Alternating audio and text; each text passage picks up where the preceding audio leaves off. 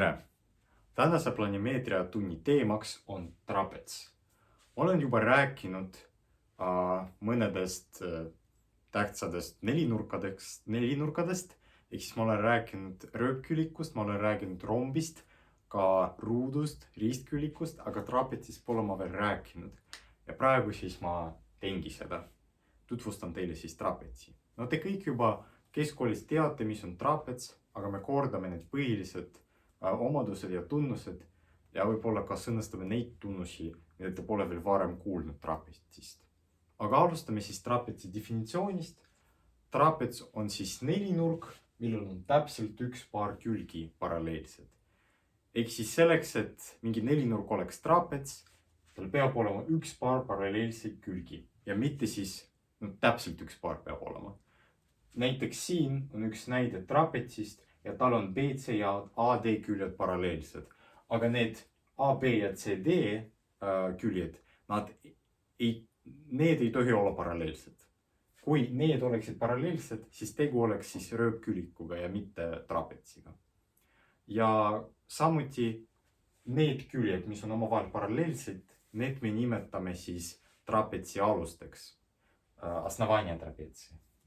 Ja siis need küljed, mis ei ole omavahel paralleelsed, need me nimetame siis trapetsi haareteks. Ehk siis trapetsi haared ja trapetsi alused. Vene keeles on siis боковые стороны трапеции и основание трапеции. Okei, aga see oli siis trapetsi definitsioon ja nüüd alustame siis trapetsi omadustega. Okei, trapetsi esimene omadus, väga lihtne omadus. Kui me tähistame need nurgad alfaga ja beetaga, ehk siis need on niinimetatud ühepoolsed nurgad, односторонние углы, siis nende kahe nurga summa peab võrduma 180 kraadiga. Ja seda on lihtne näha lihtsalt seetõttu, et me ju teame, et BC ja AD on omavahel paralleelsed, järelikult need kaasnurgad on võrdsed.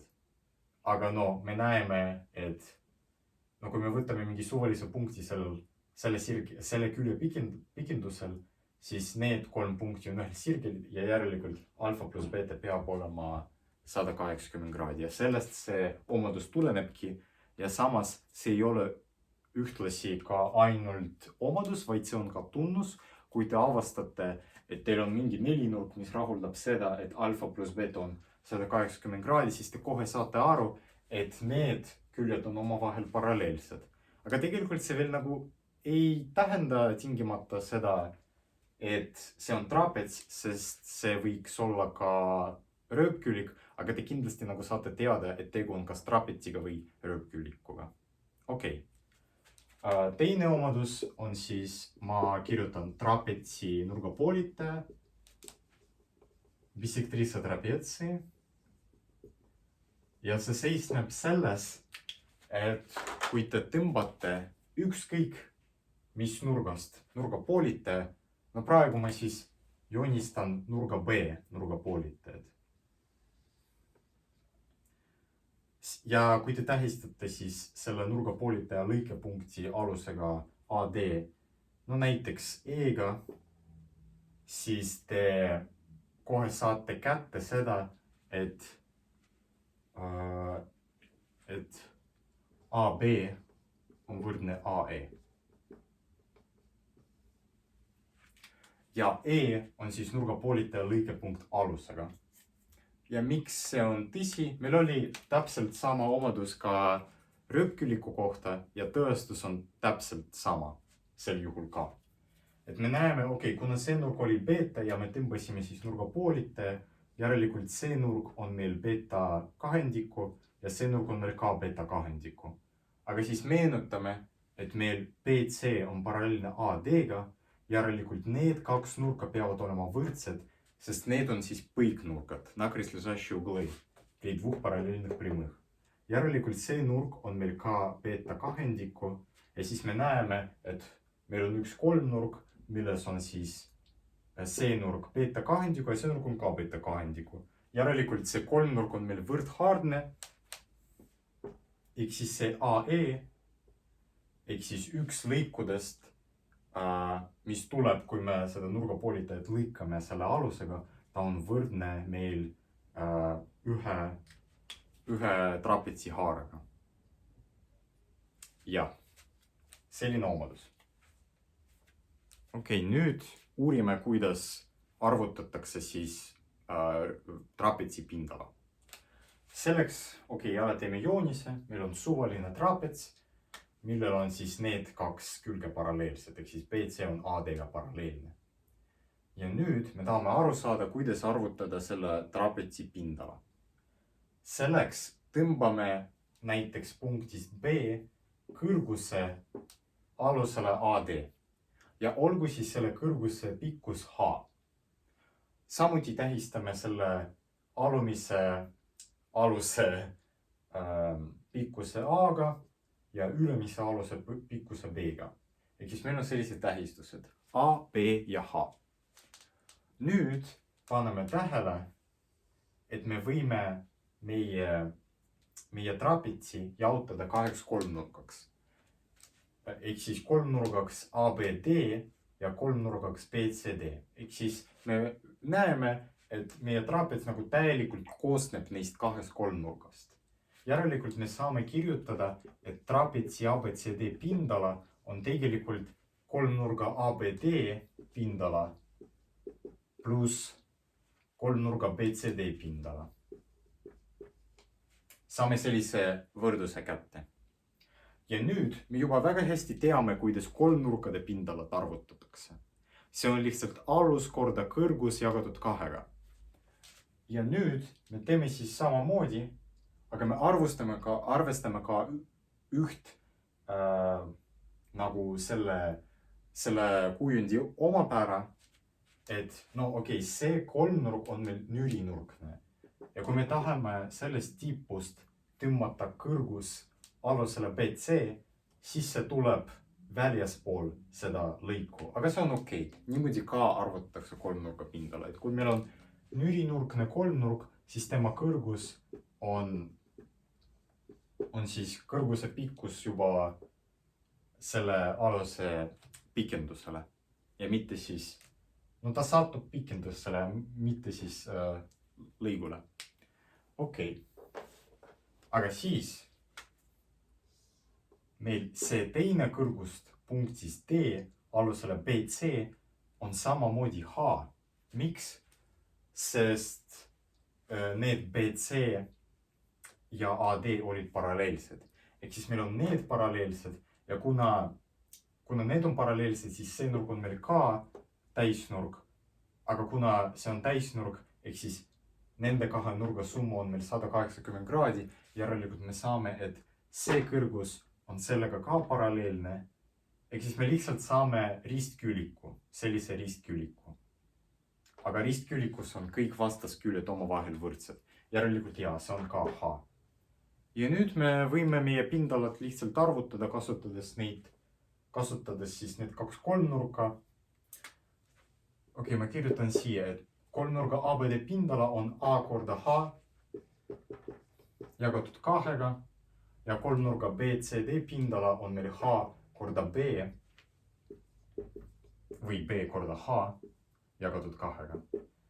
Ja kui me võtame siis selle H jagatud kahega sulgudest ette, me saame seda teha, kuna see on ühine tegur neis mõlemas liidetavas. Me saame H jagatud kahega korda A plus B ja see tavaliselt kirjutatakse teistsugusel kujul, ehk siis kirjutatakse, et H korda A plus B jagatud kahega. Ehk siis selle trapetsi kõrgus korda aluste keskmine pikkus. Võime ka niimoodi seda sõnastada. Ja see on siis meie peamine valem trapetsi pindala arvutamiseks. Ja me oleme siis selle tuletanud. Järgmine väga oluline objekt trapetsis, millest ma tahaksin rääkida, on trapetsi kesklõik, srednja linja trapetsi. Juba teame, mis on kolmnurga kesklõik. See on lihtsalt sirge või lõik, mis ühendab kahe külje keskpunktid omavahel.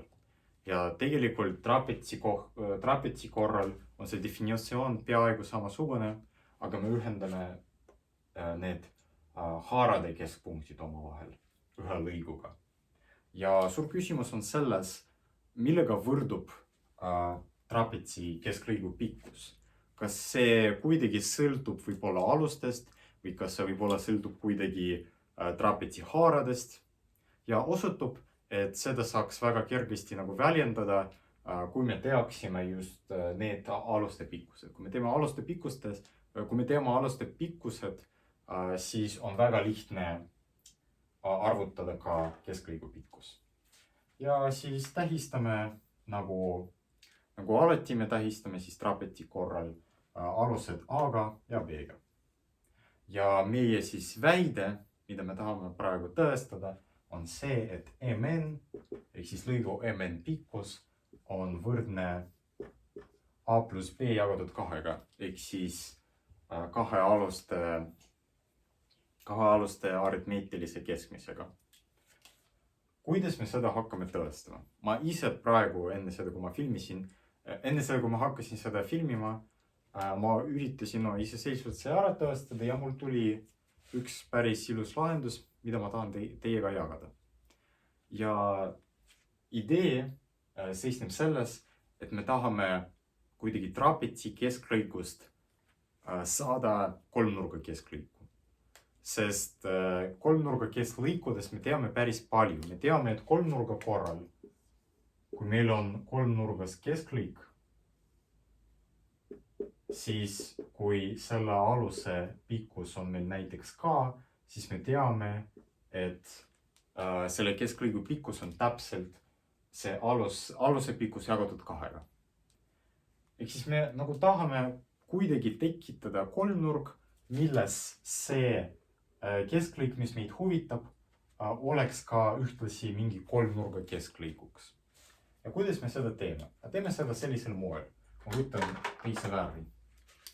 Me tõmbame sirge, mis läbib punkti C ja punkti M ja mis lõikab, ma tegelikult väga halvasti tõmbasin selle sirge. Nagu see kuidagi nagu siia tuleb. Ja olgu see lõikepunkt alumise alusega näiteks X. Siis mida me teame? Ja vaatame tähelepanelikult siis nendele kahele kolmnurgale. Et need kaks nurka on omavahel võrdsed, sest me teame, et BC on AD-ga paralleelsed ning need on lihtsalt põiknurgad. Ja need kaks nurka, mida ma tähistan siis kahe kriipsuga, on ka omavahel võrdsed, sest need on vertikaalsed nurgad. Aga me lisaks teame, et BM on võrdne MA-ga, sest M oli lihtsalt selle haara keskpunkt. Ning me saamegi, et meil on kaks külge võrdsed kahes kolmnurgas ning nurgad, mis on selle küljega seotud, on mõlemas kolmnurgas samad. Järelikult need kaks kolmnurga on omavahel võrdsed. Seega me teame, et näiteks see külg on meil võrdne selle küljega. Aga nüüd vaatame tähelepanelikult sellele nelinurgale XACB. See on rööpkülg. Miks? Sest me saame sellise olukorra, kus nelinurga diagonaalid poolitavad üksteist. Vaadake, see on diagonaal ja nende lõikepunkt poolitab mõlemat diagonaali. Ja me teame, et see oli üks rööpkülliku tunnustest. Järelikult see nelinurk BCAX on meil rööpkülg. Ja rööpkülliku korral me väga hästi teame, et tema vastasküljed on alati omavahel võrdsed. Järelikult kui see on B, siis XA on meil ka B. Ning nüüd me näeme, et meil tekkis üks kolmnurk XCD, mille alus on A plus B. Aga lõik MN selles kolmnurgas ta ühendab kahe külje keskpunktid omavahel. Järelikult MN on kolmnurgas XCD kesklõik. ja me juba teame, et kesklõigu pikkus on pool alusest ja alus on meil täpselt A plus B. Järelikult me saamegi, siin me juba siin me veel seda ei teadnud, aga nüüd, kui me oleme läbi viinud selle ilusa arvutluse, siis me saamegi, et MN on täpselt A plus B jagatud 2. Ja veel oluline tähelepanek on see, me ju tõestasime eelnevalt, et trapetsi pindala on meil võrdne H korda A plus B jagatud 2 ning kuna me teame, et trapetsi kesklõigu pikkus on täpselt võrdne siis A plus B jagatud 2, kui me teame näiteks, ma ei tea, mõnes ülesandes näiteks meil on antud, et trapetsi kesklõigu pikkus on nagu mingi arv, on antud ka võib-olla kõrguse pikkus ja siis küsitakse, et leidke palun selle trapetsi pindala. Ehk siis kui te teate, et näiteks K on kesklõigu pikkus, siis te saate siin selles valemis A plus B jagatud 2 asendada kesklõigu pikkusega. Ja meil siis tuleb veel üks viis trapetsi pindala arvutamiseks. Et siis me võime seda arvutada ka kesklõigu pikkuse kaudu. Võib-olla mõnes ülesandes see valem võib-olla oleks, võib-olla seda oleks mugavam kasutada mingis antud ülesandes. Aga jah, see oli trapetsi kesklõik ja mulle väga meeldib see tõestus, sest see nagu näitabki, et mõnikord me saame nagu, meil alguses oli ainult üks trapets. Ja me konstrueerisime juurde ühe esiteks rööpkülliku ja selle rööpkülliku abil meil tuli mängu ka uus kolmnurk, mille kesklõigus osutus täpselt selle trapetsi kesklõik. Ehk siis mõnikord me peame nagu joonisele asju juurde lisama, et antud väite siis ära tõestada. Ja viimane asi, millest ma tahtsin selle tunni raames rääkida, on üks omadus, mida tuntakse siis toore trapetsi omaduse nime all. Et eesti keeles muidugi see nimetus pole levinud, aga vene keeles seda nagu päriselt nimetatakse kui замечательное свойство трапеции. Ja ma räägin teile, miks on see tore ja milles seisneb tema ilu. Aga tema ilu seisneb selles, et kui me võtame suvalise trapetsi, täitsa suvaline trapets. Mul tuli mingi selline trapets, kus see alus on üsna pikk, aga olgu, see on suvaline. Ja see omadus seisneb järgmises faktis. Tähistame aluste keskpunktid M ja tähtedega M ja N. Nüüd joonistame trapetsi diagonaalid. Olgu nad lõikuvad näiteks punktis G. Ja joonistame ka trapetsi külgede pikendused.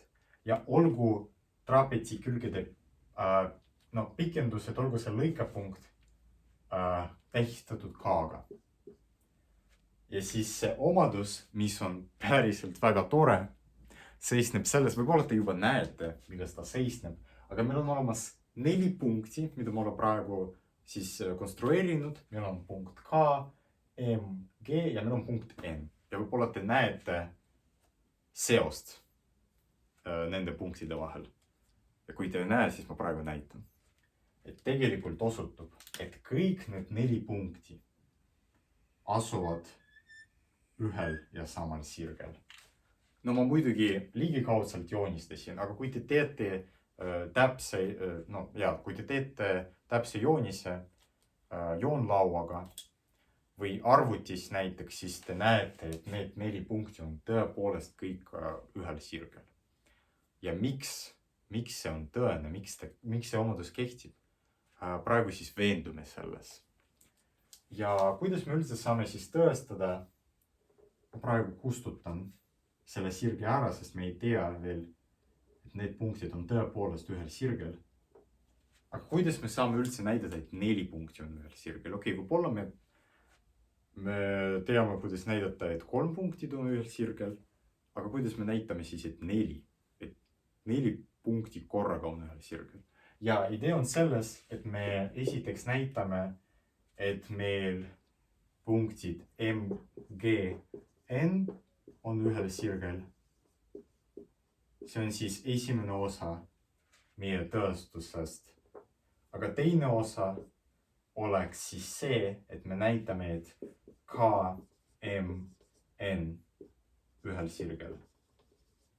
Ja siis kuna läbi punktide M ja N eksisteerib täpselt üks sirge, siis see punkt G asub sellel sirgel ning punkt K samuti asub sellel sirgel. Järelikult need 4 punkti peavad kõik asuma täpselt sirgel MN. Aga okei, kuidas me seda tõestame? Ma teen praegu võib-olla mitte päris ranged tõestused. Okei, see on range, aga need põhjendused, mida ma praegu teen, need võib-olla ei ole eriti ranged, sest ma ei taha, et see loeng oleks liiga tehniline. Aga loodetavasti see tõestus nagu on intuitiivne siiski. Kuidas me siis tõestame esiteks, et M, G ja N on kõik ühel sirgel? Aga see väide seisneb tähelepanekus, et meil need nurgad on omavahel võrdsed, sest need 2 sirget on paralleelsed ning need 2 nurka on järelikult põiknurgad. Ning analoogiliselt meil ka need nurgad peavad olema omavahel võrdsed. Ning järelikult me saame, et meil on 2 kolmnurka BGC ja AGD sarnased. Ja ma olen teile rääkinud, me ei tõestanud seda, aga ma vähemalt ütlesin teile, et kui teil on 2 kolmnurka sarnased, näiteks teil on olemas selline kolmnurk ja kolmnurk, mis on temaga sarnane, samade nurkadega, siis tegelikult kõik elemendid neis 2 kolmnurgas on omavahel võrdsed. Seega, mis on meie jaoks selles ülesandes kasulik, kui me näiteks võtame selle külje keskpunkti ja võtame selles kolmnurgas selle külje keskpunkti, mis on seotud selle küljega selles kolmnurgas. Ehk siis võtame siis selle külje keskpunkti, millega on seotud nurgad, see nurk ja see nurk, nagu selle kolmnurga korral. Siis me teame, et kui me tõmbame mediaani, siis tänu sellele, et need 2 kolmnurga on omavahel võrdsed, siis ka nurgad selle külje ja mediaani vahel ja selle külje ja selle mediaani vahel peavad olema samad, sest need kolmnurgad on sarnased. Kõik kolmnurgade elemendid sarnaste kolmnurgade puhul on omavahel võrdsed. Ja need on samad elemendid. See on nurk ühe külje ja ühe mediaani vahel. Ja sellele küljele vastab see külg ja sellele mediaanile vastab see külg. Järelikult see nurk on täpselt sama, mis see nurk. Ja kuidas me saame seda ära kasutada selles olukorras? Okei, meil on olemas mediaan. Okei, ma tähistan ka lõikude pikkused kriipsudega, nagu ma alati seda teen.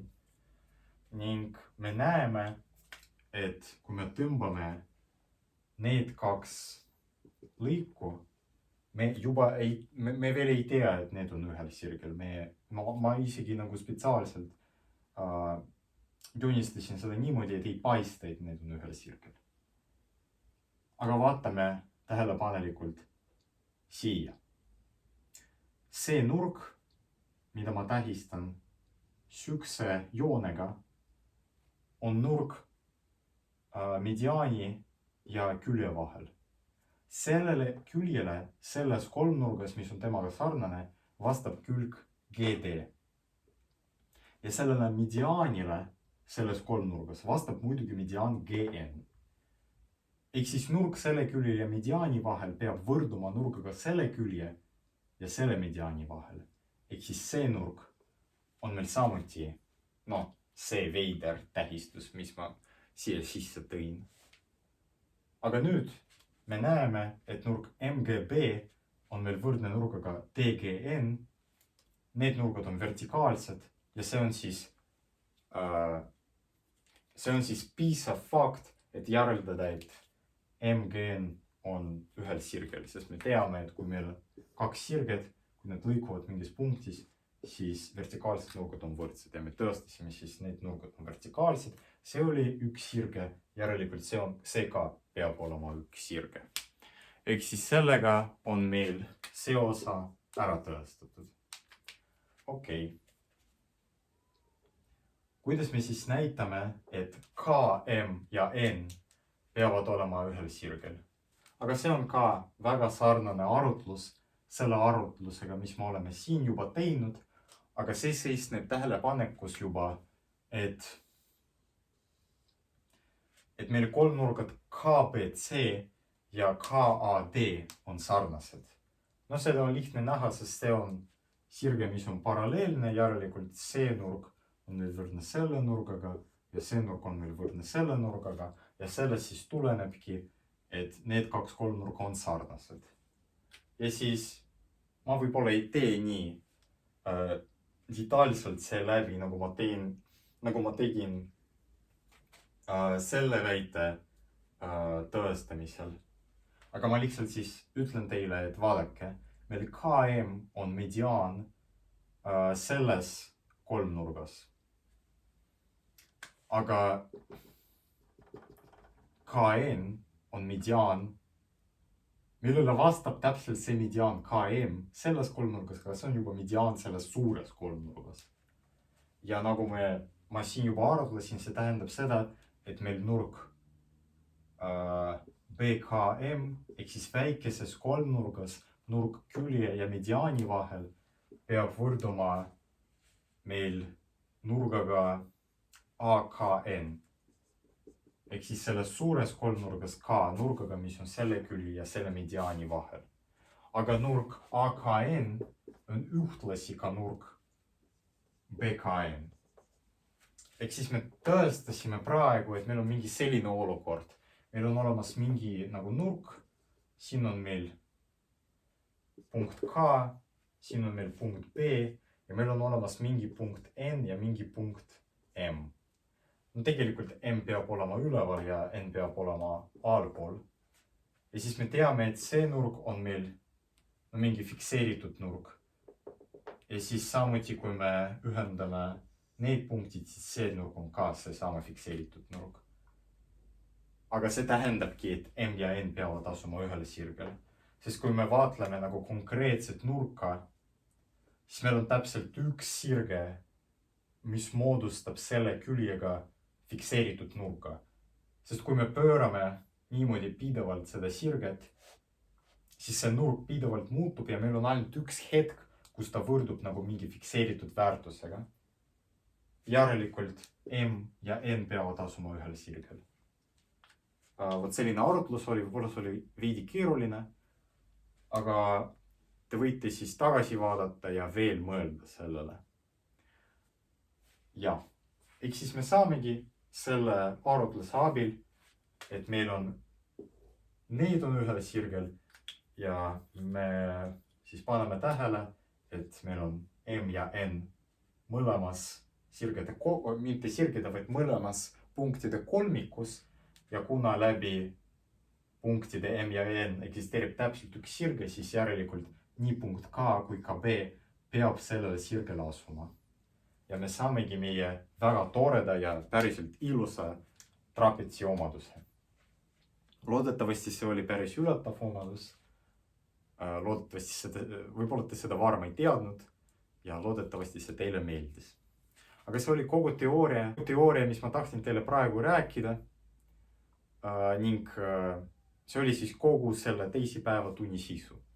Ja siis ülesannetega trapetsi peale, sellega me hakkame tegelema juba reedel.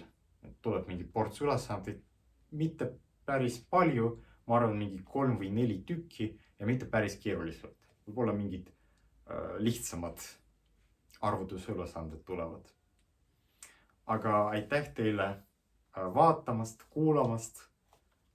Loodetavasti teile see meeldib, sest need faktid on päriselt väga üllatavad ja ilusad. Ning jah, toredat päeva jätku teile!